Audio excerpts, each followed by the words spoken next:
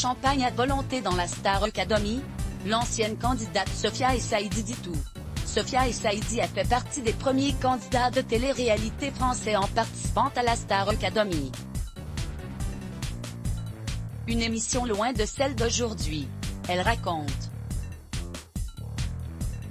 C'était en 2003, soit il y a plus de 17 ans, que Sofia El Saïdi a décidé de se lancer dans l'aventure Starac, une aventure qui a d'ailleurs bouleversé sa vie puisque depuis sa participation, la jeune femme est aujourd'hui chanteuse, danseuse et actrice.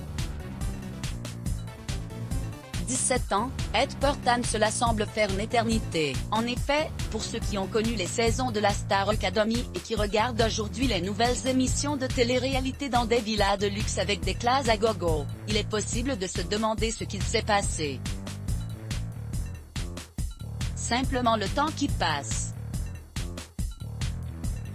Oui, désormais, les chaînes comme W9, TMC ou TFX en France, s'arrachent les meilleurs candidats de télé-réalité pour leurs émissions, rémunérés aujourd'hui pour quelques heures de compétition à travers des défis.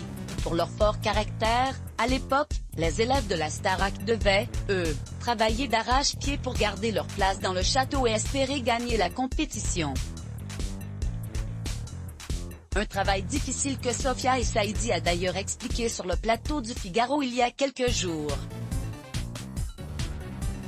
Si l'on sait qu'aujourd'hui, à travers les témoignages de candidats, sur les tournages, ces derniers ont droit à de l'alcool plusieurs fois par semaine lors des soirées, le présentateur du Buzz Télévision a donc été curieux de savoir si, en 2003, la production procurait aux candidats des bouteilles d'alcool pour enivrer un peu les soirées, un souvenir lointain pour la jeune femme qui ne se souvient plus vraiment. Je pense que l'on n'y avait pas accès, comme ça en libre service. Il me semble que c'était par exemple s'il y avait une soirée ou s'il y avait quelque chose d'organisé. Oui, moi ça m'est déjà arrivé de boire du champagne là-bas, avant tout de même de préciser qu'il fallait mieux éviter, puisque les journées et semaines étaient très longues, dans tous les cas on n'avait pas le temps. Parce qu'il ne faut pas oublier qu'à la Starac on travaillait du matin jusqu'au soir, on était en cours du matin jusqu'au soir et le soir on était crevé. Même pas la force de boire, c'était de l'eau. Voilà qui est clair.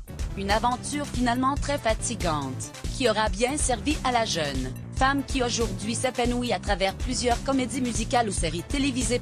À voir aussi, Élodie Gossuin, cette séquence qu'elle n'est pas du tout la